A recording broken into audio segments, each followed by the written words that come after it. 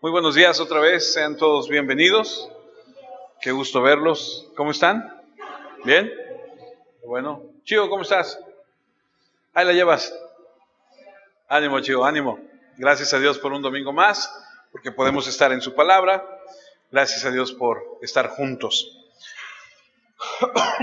Esta mañana vamos a llegar a la conclusión de lo que hemos estado estudiando durante ya algunas semanas, ya algunos meses, acerca de lo que es el fruto del Espíritu. Hoy vamos a cerrar el tema con los dos últimos conceptos de los que habla Gálatas 5, que es mansedumbre y templanza. Algunas traducciones lo manejan como humildad y dominio propio. Vamos a Gálatas. Gálatas 5:16. Antes de ir a Gálatas, ¿ha aprendido usted algo? ¿Sí? ¿Algo que se le haya quedado? Poquito aunque sea. ¿Sí? Espero que sí. Gálatas 5, versículo 16. Digo, pues, andad en el Espíritu y no satisfagáis los deseos de la carne, porque el deseo de la carne es contra el Espíritu y el del Espíritu es contra la carne. Y estos se oponen entre sí para que no hagáis lo que quisiereis. Pero si sois guiados por el Espíritu, no estáis bajo la ley. Y manifiestas son las obras de la carne, que son adulterio, fornicación, inmundicia, lascivia, idolatría, hechicerías, enemistades, pleitos, celos, iras, contiendas, disensiones, herejías, envidias, homicidios, borracheras, orgías y cosas semejantes a estas, acerca de las cuales os amonesto, como ya os he dicho antes, que los que practican tales cosas no heredarán el reino de Dios. El versículo 22 dice, mas el fruto del Espíritu es amor, gozo, paz, paciencia, benignidad, bondad, fe, mansedumbre, templanza. Contra tales cosas, ¿cómo dice? No hay ley. Pero los que son de Cristo han crucificado la carne con sus pasiones y deseos. Si vivimos por el Espíritu, andemos también por el Espíritu. No nos hagamos vanagloriosos, irritándonos unos a otros, envidiándonos unos a otros, dice la Escritura. Hoy vamos a empezar el tema hablando acerca de mansedumbre, que en algunas traducciones también se maneja como humildad. Mansedumbre y humildad parece ser que es lo mismo. ¿Pero qué significa mansedumbre? Bueno, estuve investigando y mansedumbre viene de una palabra griega, la raíz es praus y significa básicamente tierno. Alguien que es paciente, alguien que es sumiso, apacible, suave, amable, tranquilo, dispuesto. Eso es lo que significa mansedumbre. Manso. ¿Has escuchado? ¿Él es manso o es una persona mansa? O está mansito, decimos algunos, ¿no? Permítame ilustrarlo de algunos otros usos que se le ha dado, porque también se describe esta palabra para medicamentos calmantes. Para mansarlo, ¿no? Para que se tranquilice, para que no se alborote, vamos a darle un té de pasiflorina, ¿no? O denle a ese chamaco un diazepam para que se tranquilice, ¿no? Se describe también para una suave brisa. ¿Alguna vez ha estado así a la orilla del mar y le siente la suave brisa en la cara? Dices, ay, qué rico, cuando está así a punto de llover. Y también se describe o se ha utilizado para describir cuando se doma o domestica a un potro y puede utilizarse para buenos propósitos. Ya lo amansaron, ¿no? Efesios capítulo 4, versículo 1, escribe Pablo y dice, yo pues preso, en el Señor os ruego que andéis como es digno de la vocación con que fuisteis llamado, con toda humildad y mansedumbre. Así es como debemos andar, así es como tú y yo debemos comportarnos, tranquilos, apacibles, suaves. Pero ¿cuántos de nosotros no somos así? ¿Cuántos de nosotros no somos arrebatados? ¿Cuántos de nosotros no somos, qué? Y somos mecha corta y somos de arranque, ¿no? Así, con cualquier cosita nos prendemos, como dicen, soportándonos los unos a los otros en amor, dice, solícitos en guardar la humildad del espíritu en el vínculo de la paz, un cuerpo y un espíritu, como también fuisteis llamados, dice, en una misma esperanza de vuestra vocación. Así es como quieren que andemos, que seamos mansos, que seamos humildes. Mansedumbre significa aquella disposición tranquila, equilibrada en el espíritu, que mantiene las emociones bajo control. No se refiere a una persona débil o tonta, sino a que posee la cualidad de perdonar injusticias. Te han hecho algo seguramente en algún momento, te han lastimado, te han traicionado, te han mentido, te han robado, no sé. Y de repente tu carne te dice, desquítate, no te dejes. O sea, ¿por qué vas a permitir que esta persona te haga esto? Y entonces tú escuchas a ese pensamiento y dices, no, sí tienes razón, pues no me voy a dejar. No estás siendo manso, no estás siendo guiado por el Espíritu. Te estás dejando llevar por las obras de la carne. Y una persona que tiene a Cristo en su corazón debe vivir bajo los estándares de la Escritura, que son caminar en el Espíritu. Debemos perdonar injusticias, corregir faltas y gobernar bien tu propio espíritu. La persona que es mansa tiene que vivir así. La mansedumbre es una total dependencia del Padre Celestial. También se ha dicho que una persona mansa es también una persona que bajo presión no reacciona mal. Que cuando está la situación en lo más difícil, en lo más intenso, ¿cómo reaccionas? Yo he tenido algunos episodios en la vida de mis hijos, como familia, donde hemos tenido así episodios fuertes. Y yo recuerdo perfectamente bien que he tenido el deseo de sacar esa frustración, eso que me ha hecho enojar, y me han dado ganas de decirles, les voy a demostrar a ese viejo hombre. Pero pienso y digo, no, eso no es lo que Dios quiere, eso no glorifica a Dios.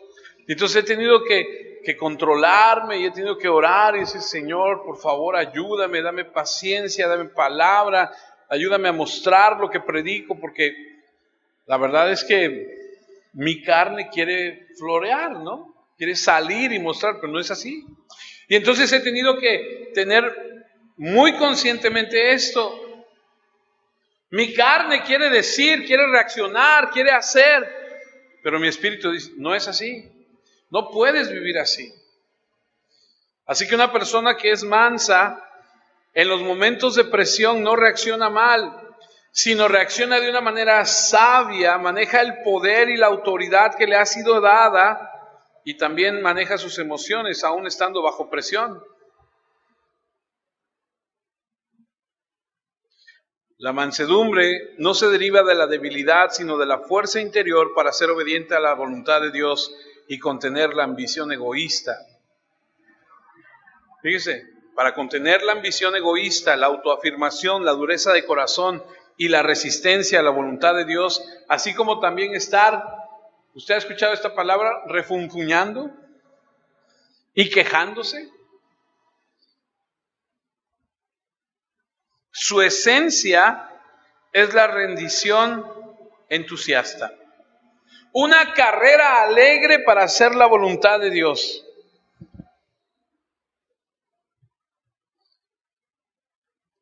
Visualice por un segundo a sus hijos, aquellos que tienen hijos. Cuando usted le pide que haga algo. Oye, ¿me puedes ir a traer esto a la tienda? Imagínese lo lindo que sería que su hijo le dijera, sí, cómo no, dime. Una actitud entusiasta de obedecerte. ¿Te imaginas lo bonito que sería? Que le dijeras, oye, recoge los platos y lávalos. Sí, mamá, ¿cómo no? Y en ese momento se levantara y los llevara y hasta cantara, ¿no? Sí, mami, y ahorita que acabe, ¿qué quieres que haga, no? ¿Te imaginas? Qué bonito sería, ¿no? Pues lo mismo haces tú cuando el Padre te dice, haz esto. Sabes que lo tienes que hacer y no lo haces. La mansedumbre se ejerce hacia los demás imitando a Cristo. Y tal mansedumbre es especialmente necesaria al corregir y amonestar a los demás. Porque ¿sabes qué? La mansedumbre generalmente es caracterizada en nuestro trato para con la gente. Si yo le preguntara a la gente, ¿cómo eres tú? ¿Qué me diría? Isaac, si yo te preguntara, ¿cómo es tu papá? ¿Qué me dirías? No me digas, no vaya a ser que lo exhibas, ¿no? Si yo te preguntara, ¿cómo es doña Rita? ¿Qué me dirías? Si usted le preguntara a mis hijos, oye, ¿tu papá cómo es realmente? Porque ahí, se ve muy lindo, ¿no? Y habla muy bien, ¿no? Bueno, eso creo, ¿no? Pero realmente, ¿cómo es?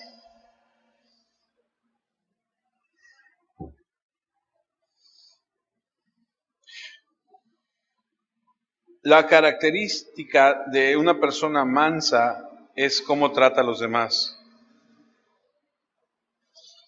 Hay que moverle el cable, hijo, de ahí atrás. Josh, ¿puedes ver si lo puedes auxiliar? Una cualidad también de una persona mansa es que esa persona es ecuánime. La persona mansa no se ve afectada, escuche, ni por la crítica, ni por la alabanza. Acompáñenme a ver un ejemplo claro. Números. Vamos al Antiguo Testamento. Vamos a ver el libro de Números. Fíjese bien, la persona mansa no se ve afectada ni por la crítica, ni por la alabanza. Es ecuánime. Números, capítulo 12. Vamos a leer lo que dice la Escritura acerca de Moisés, a quien describe la Escritura como el hombre más manso sobre la tierra. Si había alguien amable, si había alguien dócil, suave, tranquilo, era Moisés. Ahora, los que saben de la historia saben que no siempre fue así, porque él mató a un egipcio. Y a lo mejor algún día estudiemos la historia de Moisés, la vida, y veremos cómo Dios cambia a la gente. ¿Dios te ha cambiado? Te pregunto, ¿Dios te ha cambiado? Números 12, versículo 1. Voy a leer la palabra de Dios para todos. Dice, Miriam y Aarón criticaron a Moisés porque se había casado con una mujer etíope. Miriam y Aarón son los hermanos de Moisés. Dice, Miriam y Aarón criticaron a Moisés porque se había casado con una mujer etíope. Ellos dijeron, ¿ha hablado el Señor solamente a través de Moisés? ¿No ha hablado a través de nosotros también? Pero el Señor escuchó lo que decían. En verdad, Moisés era muy humilde. Y no es que no tuviera dinero, porque no estamos hablando de economía. Dice, más humilde que cualquier otro hombre en la tierra. Estamos hablando de una condición espiritual. Era manso, era tranquilo, era amable, apacible. Era una persona con la que podías tú platicar, tratar, y no te iba a buscar ningún daño. Así que el Señor les dijo a Moisés, a Aarón y a Miriam: vengan los tres a la carpa del encuentro. Entonces los tres fueron allá, y el Señor bajó en una columna de nubes, se detuvo a la entrada de la carpa y llamó a Aarón y a Miriam. Entonces cuando ellos se acercaron, Él les dijo: escuchen mis palabras. Cuando hay un profeta entre ustedes, yo, el Señor, me comunico con él en visión, le hablo en sueños.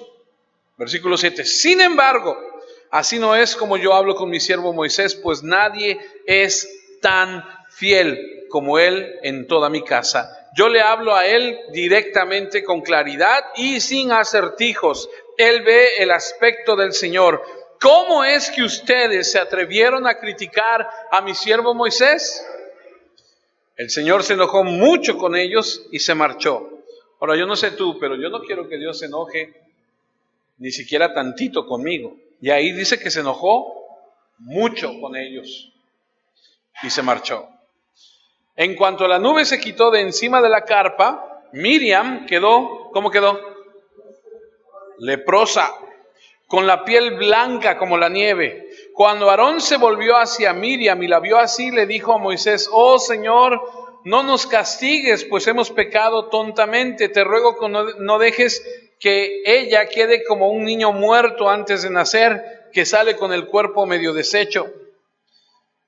Entonces Moisés le suplicó al Señor: oh Dios, te suplico que la sanes. A ver, espérame.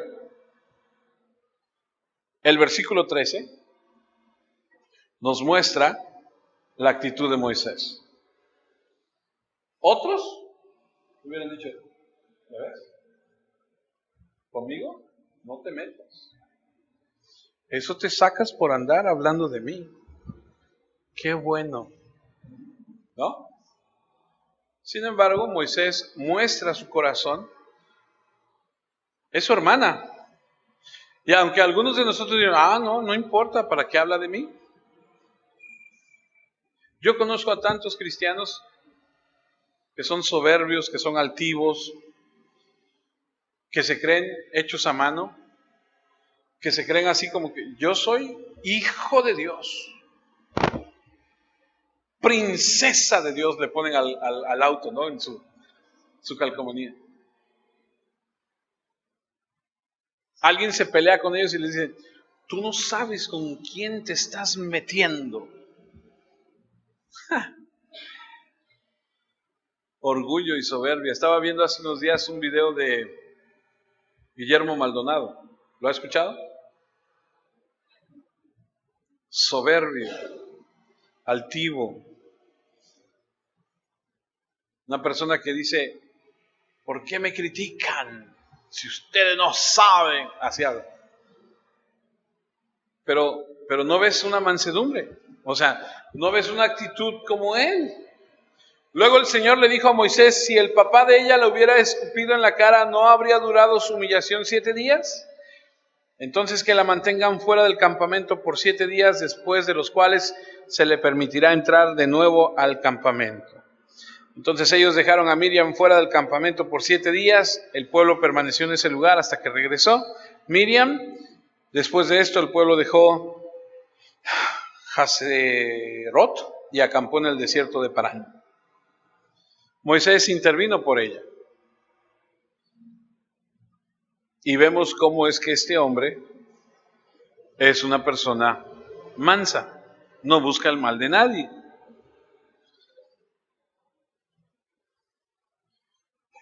Ahora, la Biblia nos muestra en el Salmo 25, acompáñeme allá, Salmo 25, versículo 8, dice: el Señor es bueno y justo. Por eso les enseña a los pecadores el camino correcto. Él guía, dice, a los humildes por el buen camino. Les enseña a vivir a su manera. El Señor muestra siempre su fiel amor y lealtad a quienes siguen su pacto y sus testimonios. En su versión, tal vez diga, Él guía a los mansos o Él lleva a los mansos. Aquella persona que es mansa, el Señor la guía por sus caminos. La persona mansa es afable, flexible. Mateo 11:27, hablando el Señor Jesús, dice: todas las cosas me fueron entregadas por mi Padre, y nadie conoce al Hijo sino el Padre, ni al Padre conoce a alguno sino al Hijo, y aquel a quien el Hijo lo quiera revelar. Luego dice en el 28, venid a mí todos los que estéis trabajados y cargados, y yo os haré descansar. Llevad mi yugo sobre ustedes y aprended de mí, que soy manso y humilde de corazón, y hallaréis descanso para vuestras almas, porque mi yugo es fácil y ligera mi carga. Jesucristo es el ejemplo máximo de la mansedumbre. Por eso debe haber en nosotros el sentir que hubo también en Él, el cual, siendo forma de Dios, dice la Escritura, no se aferró a tal, no se aferró a ser como Dios, sino que se hizo como hombre, y la condición de hombre se humilló y fue obediente hasta la muerte de cruz. Jesucristo, la máxima figura de mansedumbre. Filipenses 2, versículo 5, dice: piensen y actúen como Jesucristo. Esa es la misma manera de pensar que les estoy pidiendo que tengan. Él era como Dios en todo sentido, pero no se aprovechó de ser igual a Dios, es lo que acabamos de mencionar hace rato. Al contrario, Él se quitó ese honor, aceptó hacerse un siervo y nacer como un ser humano. Al vivir como hombre, se humilló a sí mismo y fue obediente hasta el extremo de morir en la cruz. Una persona mansa, una persona humilde. Acuérdese que le he dicho que ser cristiano o nombrarse cristiano es parecerse a Cristo. Yo no sé usted, yo conozco mucha gente que se dice ser cristiana. Y luego cuando habla dices, este está muy lejos de ser cristiano.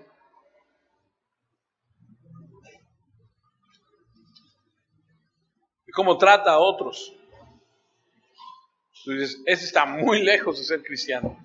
Porque si ser cristiano es igual a ser como Cristo, tú busca cómo Cristo trató a la gente y tú compárate. No te compares con el borracho, no te compares con el idólatra, no te compares con el adúltero, compárate con Cristo. ¿Cómo trató Cristo a los demás?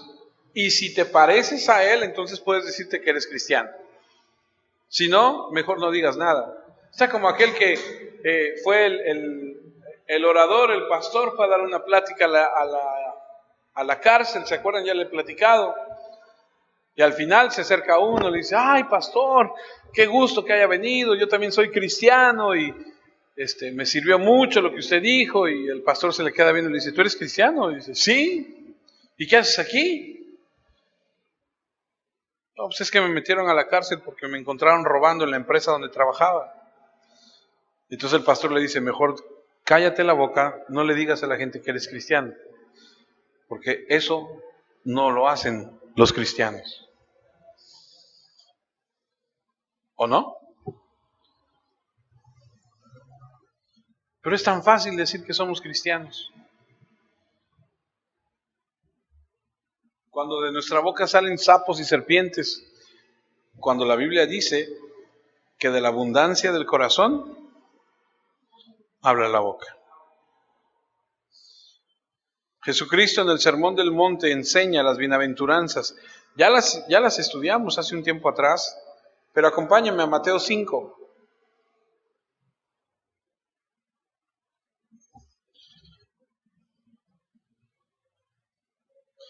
Mateo 5:5 dice, bienaventurados los mansos, porque ellos heredarán la tierra. Cuando Jesucristo habla acerca de los mansos, Déjeme ponerle un poquito el contexto de lo que está pasando. Las bienaventuranzas son impactantes. Y son impactantes porque está el público sentado a la ladera ese día que está escuchando a Jesús mientras Él habla y Él les suelta una bomba en medio de ellos. Porque están escuchando, lo que Él dice, y esta gente se siente orgullosa de su espiritualidad, como algunas personas. Muy religiosos. Y están orgullosos de serlo. Se sienten orgullosos de que son autosuficientes y juzgan y juegan con su papel piadoso. Ayer hablaba con una mujer que me decía, yo soy muy religiosa, para la gloria de Dios. Así me decía. Y soy esto, y yo soy esto, y yo le hago bien allá, y yo hago bien acá, y se persinaba y me decía, yo le escuchaba, yo le decía dentro de mí, esa es la clase de persona que cree que está bien. Y mezclaba las malas palabras con todo lo que ella me decía. ¿Y cuánta gente hay así? Que se siente religiosa, que se siente bien, porque sabe un poco de la Biblia, porque va a una iglesia, porque sabe algo de religión, y esas personas están escuchando a Jesús y creen que la religión que ellos tienen y profesan está bien, y ellos esperaban al Mesías, y esperaban que ese Mesías cuando llegara les dijera, qué bien han hecho, qué buenos son. Es más, ¿saben qué? Los felicito por ser tan religiosos. Han hecho algo maravilloso. De hecho, son tan buenos que nada más falta tantito que dejen algunas cositas y vámonos directo al cielo. Eso es lo que ellos esperaban. Que no hubiera muchos cambios que hacer.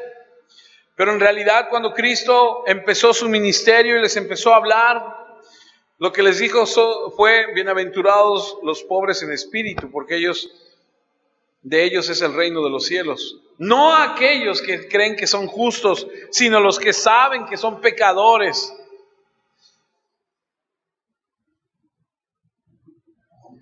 Bienaventurados los que lloran, porque ellos serán consolados. No aquellos que son felices con lo que hacen o con lo que ellos mismos creen que son, sino los que están tristes por lo que no son. Aquellas personas que dicen, Señor, yo he pecado contra ti y estoy luchando y me siento muy mal, me siento avergonzado.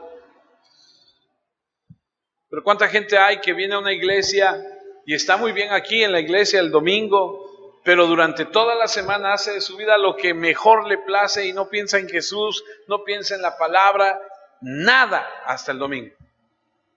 ¿Cuánta gente hay que lleva doble vida?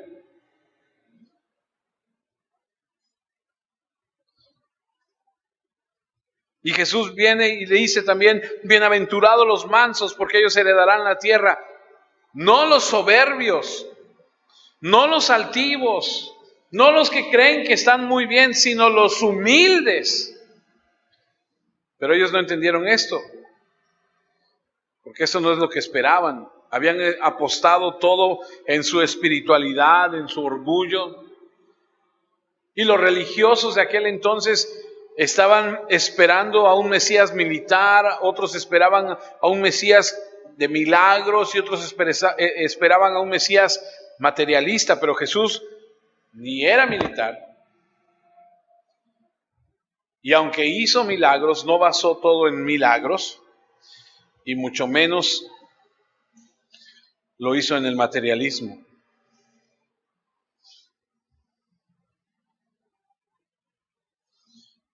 Dice, va a ser de los mansos. Y nuestro problema es que en este mundo en el que vivimos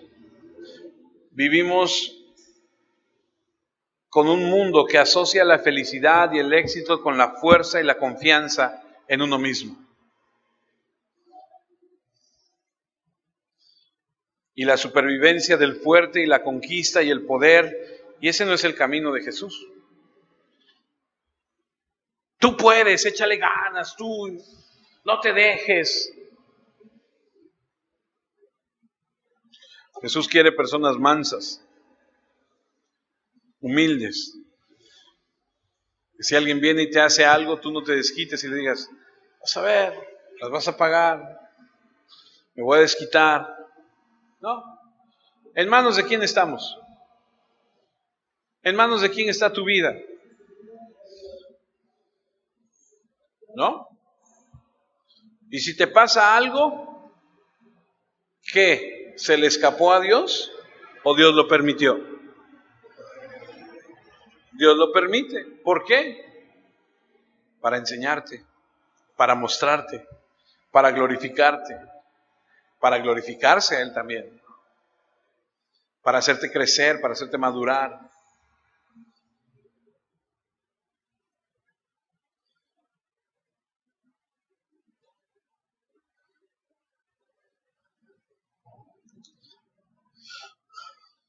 ¿Con quiénes debemos mostrar este fruto del Espíritu? ¿Qué es la mansedumbre? Otra vez leo Efesios 4. Yo pues, preso en el Señor, os ruego que andéis como es digno de la vocación con que fuisteis llamados, con toda humildad y mansedumbre, con paciencia, los unos a los otros en amor. Hay que ser mansos los unos con los otros. Hay que ser humildes, hay que tener paciencia los unos con los otros, hay que amarnos unos a otros. Tito capítulo 3 versículo 2 dice que a nadie difamen, que no sean pendencieros, sino amables, mostrando toda mansedumbre para con todos los hombres. Ay no, pero ese me cae gordo, ese me cae mal. O sea, no sé qué tiene, pero me cae mal y yo con él no, o con ella yo no quiero nada. Aquí dice que tenemos que mostrar mansedumbre para con todos. Colosenses 3:12, vestidos pues como escogidos de Dios, santos y amados, de entrañable misericordia, de benignidad, de humildad, de mansedumbre, de paciencia. Todos tenemos a alguien en la vida que nos cae mal. Y tú decides. Yo en mi vida he tenido que ir y humillarme y he tenido que ir y pasar por alto las ofensas. ¿Por qué? Porque no puedo vivir así. Si está bien, bueno, pues ni modo, ¿no? Vístete como escogido de Dios, santo y amado, de entrañable misericordia, de benignidad, de humildad, de mansedumbre, de paciencia. Una y otra vez la Biblia dice que la gente en el reino de Dios debe ser mansa. Salmo 22:26, comerán los humildes y serán saciados. Alabarán a Jehová los que le buscan. Vivirá vuestro corazón para siempre. Salmo 147:6 dice, y Jehová exalta a los humildes y humilla a los impíos hasta la tierra.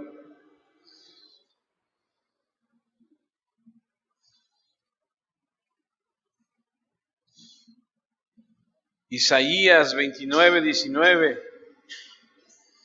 Entonces los humildes crecerán en alegría en Jehová, y aún los más pobres de los hombres se gozarán en el Santo de Israel. Los humildes, definitivamente la mansedumbre significa tener una disposición de un espíritu calmado y equilibrado.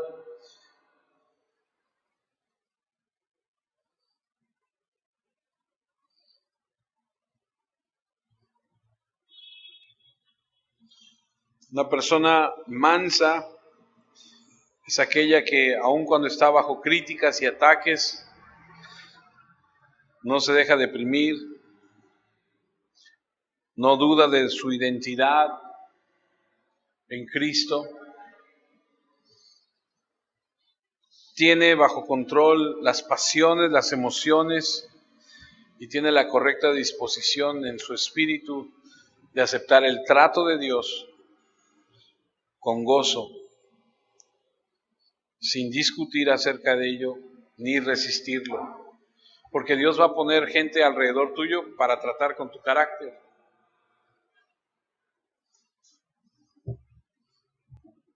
Dios va a poner gente a tu alrededor para tratar con tu temperamento.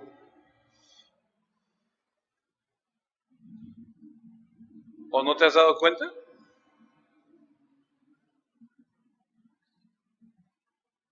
De repente trabajas con alguien o vives con alguien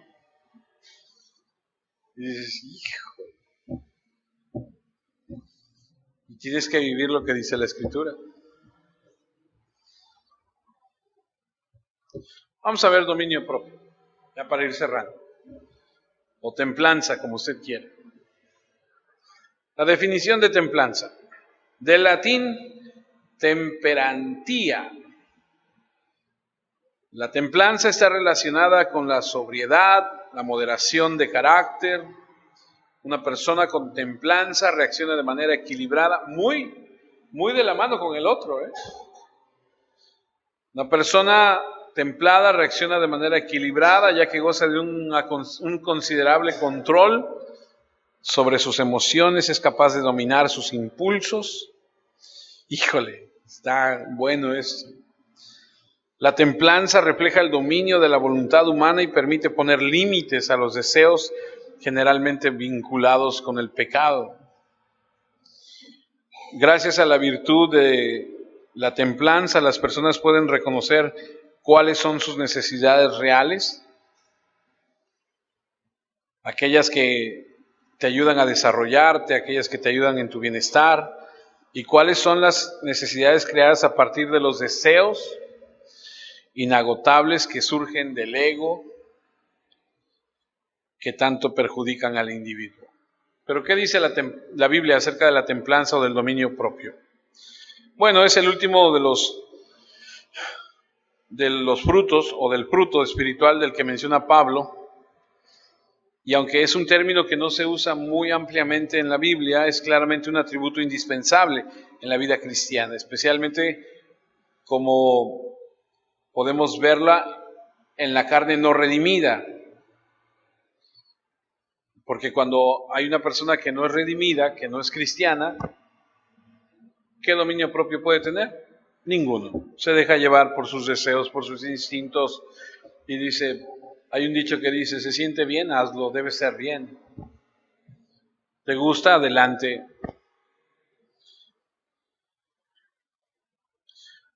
Sin embargo, la Escritura muestra en varias partes algo relacionado con esto. 2 Corintios 7:1 dice, estimados hermanos, nosotros tenemos esas promesas de Dios, entonces purifiquémonos alejándonos de cualquier cosa que contamine nuestro cuerpo y nuestro espíritu. Dediquemos nuestra vida por completo a Dios, mostrando el respeto que le tenemos. O sea, domínate.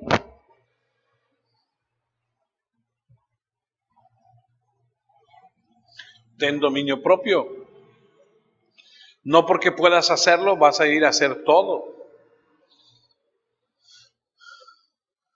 No seamos conformados al patrón de este mundo. Dice Romanos 12:1, por eso, hermanos, puesto que Dios nos ha mostrado tanta misericordia, les ruego que entreguen todo su ser como sacrificio vivo a Dios.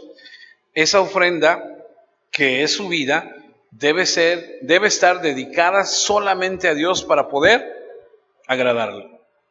Fíjese cómo Pablo escribe y dice, tu vida ya no es tuya, es para Dios.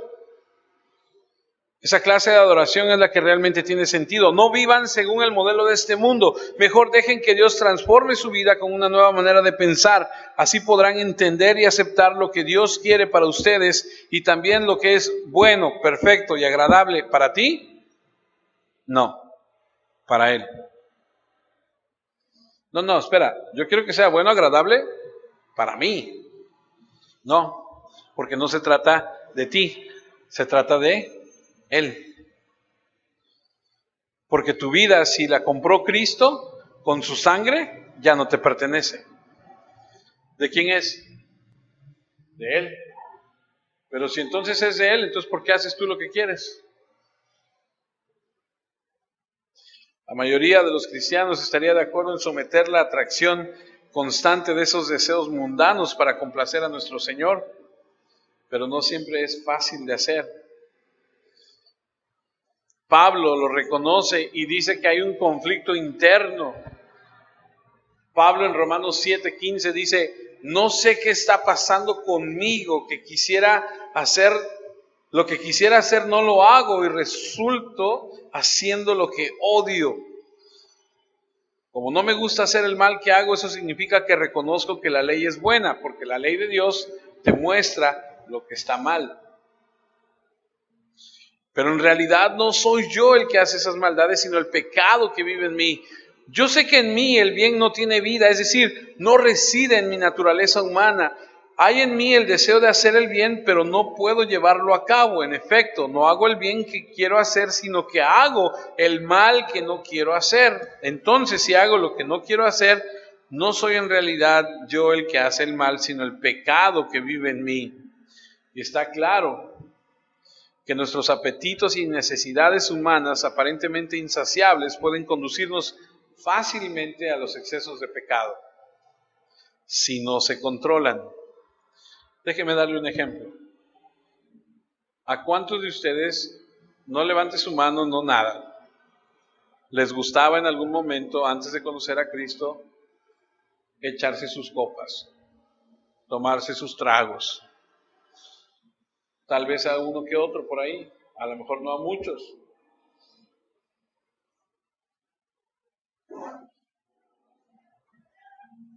No puedes cederle a tu carne.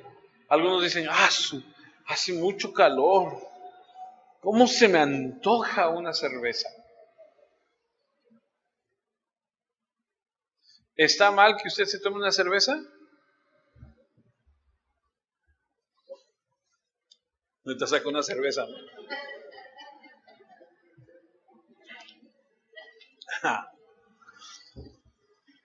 La Biblia, ya lo estudiamos la otra vez, ¿se acuerdan?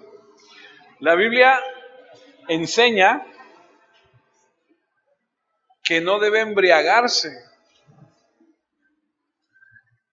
Y entonces muchos dicen, entonces me puedo tomar una o dos.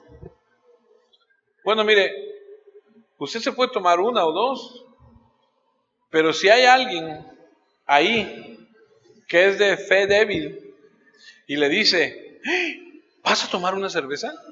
Dice la Biblia que para guardar al hermano, para no ser piedra de tropiezo al hermano, no te la tomes.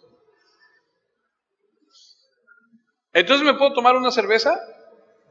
Pues la Biblia dice que no te embriagues. Si te vas a embriagar con una cerveza, no te la tomes. Yo me tomo una cerveza y me emborracho, Con una cerveza ya estoy así como viendo, entonces mejor no me la tomo. Aparte ni me gusta.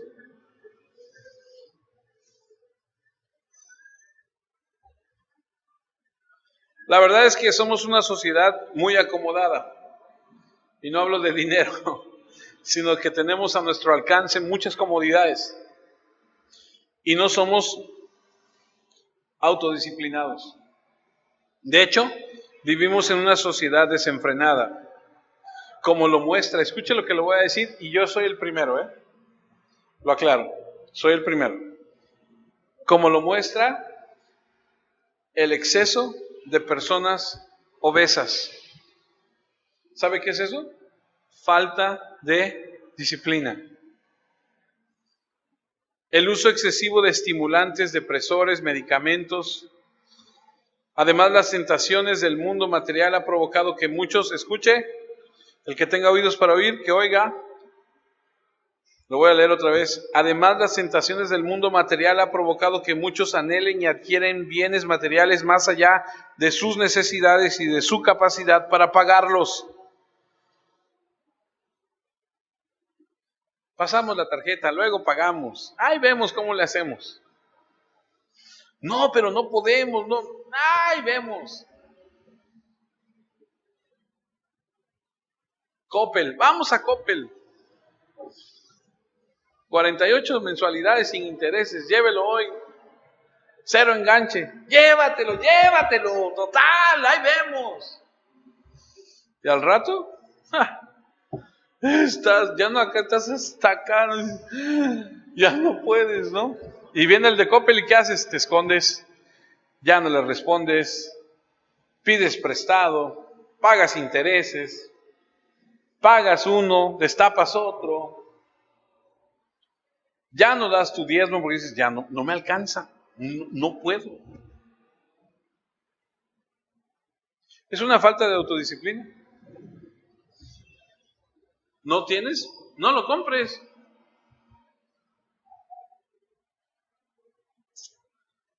Es más, las naciones han caído en la misma trampa pidiendo prestados billones de dólares para financiar presupuestos inflados que resultan incapaces de poder pagar. Nuestro país está así, está endrogadísimo. El Estado está endrogadísimo. ¿Por qué? Porque no hay una disciplina. Tenemos apetito de las comodidades, de los placeres, de convertirse, que esto puede convertirse fácilmente en nuestro maestro, en conducirnos al pecado y obstaculiza nuestro camino espiritual. En otras palabras, es algo que no nos deja, es algo que no nos permite crecer, nos afecta.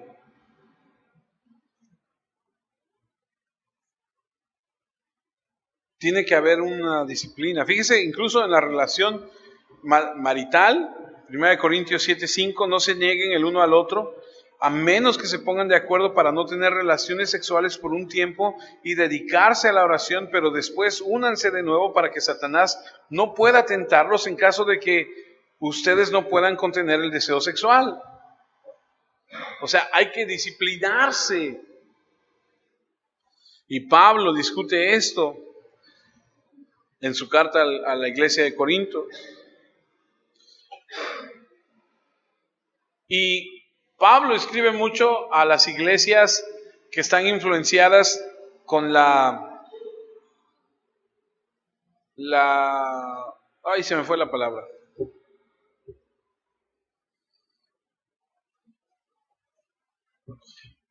Pablo escribe a un mundo que está influenciado por la palabra. Es el mundo grecorromano, la cultura grecorromana. Porque le escribe a los corintios, a los efesios, etc. Y ellos tienen esa influencia griega. Ahora, los griegos están familiarizados con los Juegos Olímpicos y están familiarizados con el entrenamiento atlético. Así que si uno quería ganar el premio o la corona, y como Pablo se identifica con eso y sabe que ellos entenderán eso, escribe en 1 Corintios 9, todos los deportistas que compiten en una carrera tienen que entrenar ¿con qué? Con disciplina. Lo hacen para poder recibir un premio que no dura, pero nuestro premio dura para siempre. Y entonces Pablo habla de tener un dominio propio, de tener una disciplina, de no dejarse llevar por las cosas. Y nos está enseñando cómo se necesita el autocontrol para ganar la carrera que tenemos ante nosotros y vivir la vida como Dios manda, de manera santa y agradable a Dios.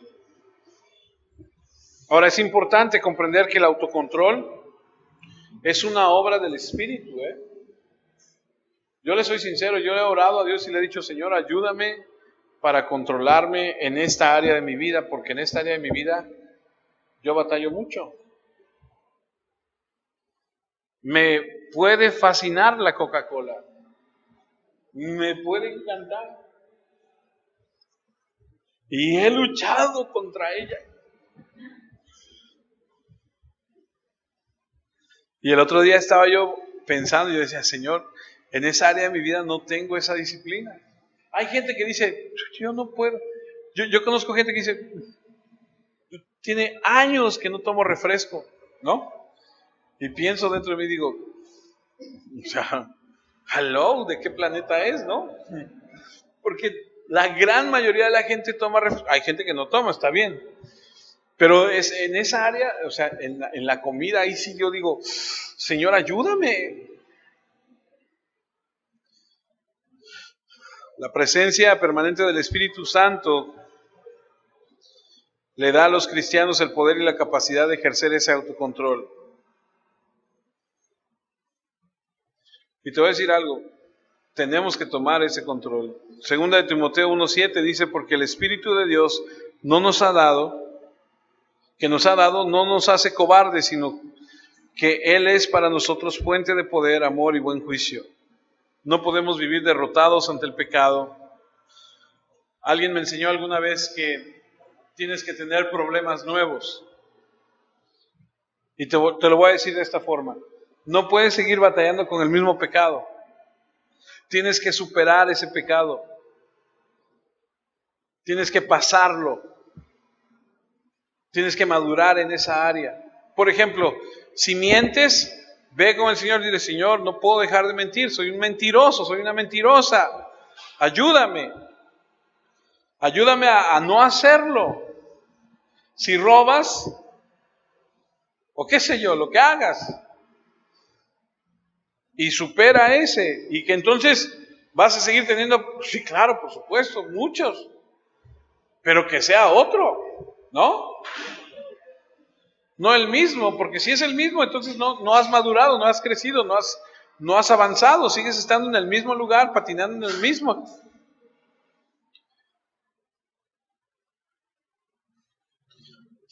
Romanos 8:9. En ustedes no predomina la mentalidad humana, sino la del Espíritu, por el que el Espíritu de Dios vive en ustedes. El que no tiene el Espíritu de Cristo, ¿cómo dice? ¿No qué? No pertenece a Cristo. El rey Salomón escribió muchos proverbios con el propósito de ayudarnos a vivir una vida disciplinada y prudente. Le voy a poner un ejemplo muy sencillo. ¿Cómo es usted disciplinado en su vida cotidiana? Usted levanta su ropa, tiende su cama, como usted sea. A lo mejor usted es muy disciplinado para muchas cosas y dice, no, es una persona muy bien hecha. Pues así sea en lo espiritual.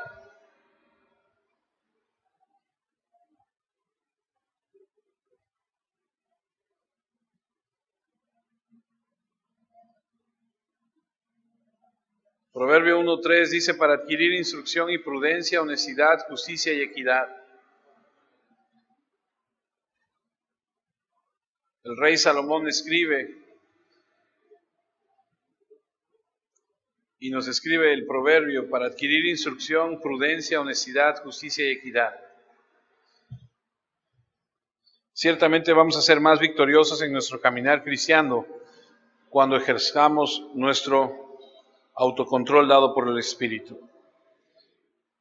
Y lo que nos ayuda a responder es la obediencia a las Escrituras y nos permite crecer en nuestra vida espiritual.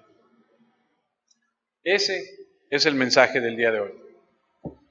Lo que podemos nosotros y lo que nosotros podemos hacer es vivir y caminar en el Espíritu. Depende de ti. Porque de nada sirve escuchar 8, 10 sermones. Es decir, no aprendí nada. Escuché todo, pero no aprendí nada.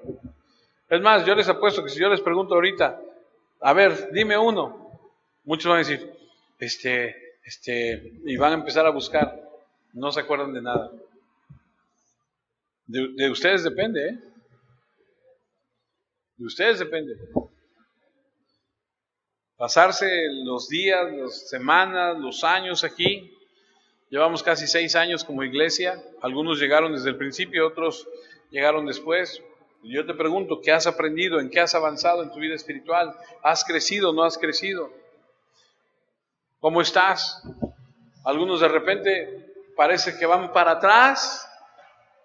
Sí, de veras.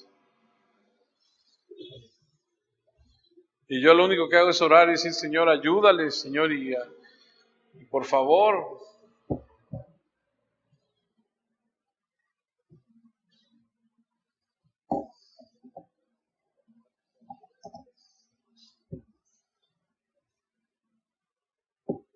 Oremos.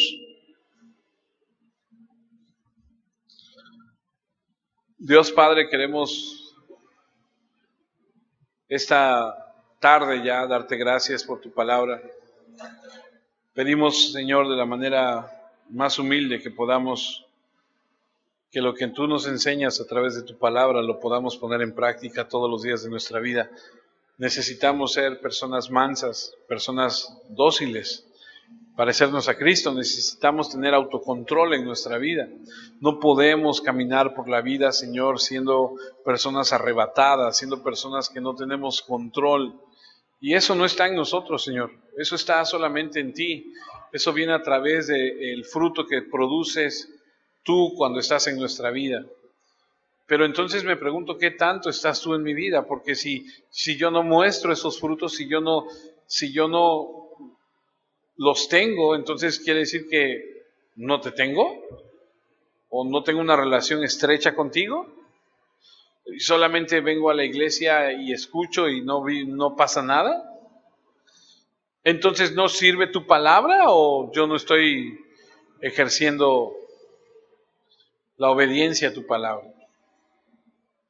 Te ruego, Señor, que me ayudes, que me enseñes y que me hagas madurar y crecer en esto que tú tienes para mi vida. Te ruego por mis hermanos, Señor. Te ruego, Padre amado, que nos bendigas y que nos ayudes a caminar, Señor, en obediencia, y nos ayudes a vivir para ti.